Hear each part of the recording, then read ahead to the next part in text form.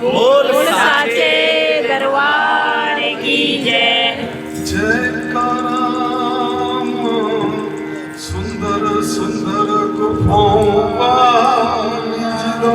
बोल साचे दरबार की जय। मैं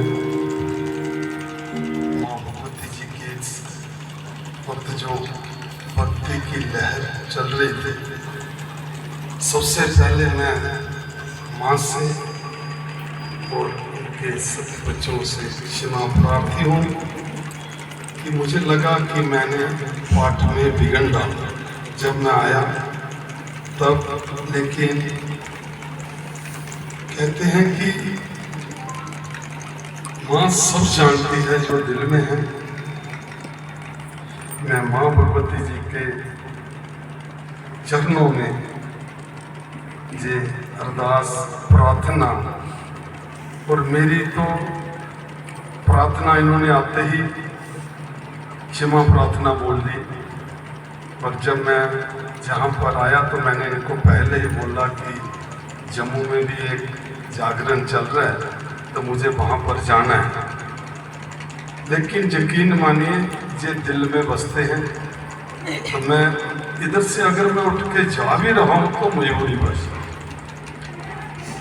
माँ भगवती जी के मेरे पास तो ऐसा कोई शब्द नहीं है कि मैं इनके लिए कुछ कह सकूं, क्योंकि कहते हैं कि देवों को संस्कृत भाषा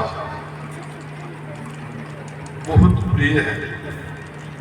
लेकिन ये आप भी जानते हैं कि अगर उनको संस्कृत भाषा इतनी ही प्रिय है तो फिर वो लोगों के बहरों के वो इतने लाडले क्यों हुए जिनके मुख में वाणी नहीं, तो उनकी भी वाणी वो कैसे स्वीकार करते हैं। तो ये वो दिल की भाषा जितनी भी शब्दावली है वो चमन जी ने बड़े आसान और सरल भाषाओं में पिरो के सब बच्चों को दे दी।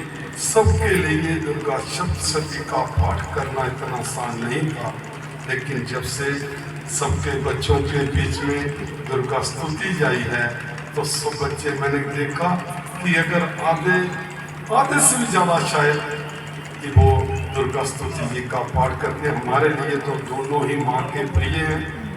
माँ के चरणों में हमारे भाव चढ़ते हैं और आप भी इस बात के गवाह हैं, सभी हैं, दिल से जानते हैं कि अगर सिर्फ यही भाषा बोल के माँ को अगर पाया जाता तो जितने भी माँ के वक्त हुए, जितने भी माँ के बच्चे हुए, जिन्होंने भी भगवान को पाया है, तो उस वक्त स्कूल नाम का कोई भी ऐसा स्थान नहीं था।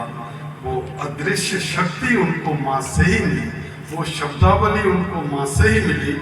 तो ये भाषा चमन जी ने जो शब्दों में परोई और आगे उनके कुल दीपक जो मिले उनके स्वरों द्वारा वो हमें इतनी सरल भाषा में बिठा के माँ का जाप करवाते हैं, पाठ सुनाते हैं, पाठ करवाते हैं। और सबसे आप देखिएगा, मैं भी जा रहा हूँ जागरण में और आप भी जाते हैं जागरणों में, प्रोग्राम में, लेकिन जब अशोक जी गा रहे होते हैं माँ सामने होती है, लेकिन सब भक्तों के सर जो होते हैं नीचे होते हैं। क्यों? वो शब्दावली जो माँ के दिल की भाषा हमारे हाथों में है तो वो हम पढ़ रहे होते हैं। मतलब कहने का कि हमारा जितना भी ध्यान है वो माँ के चरणों में लगा है। हम जब जहाँ बैठे आए सभी माँ के साथ जुड़े हुए थे। कितनी आसान प्यार भरी भाषा का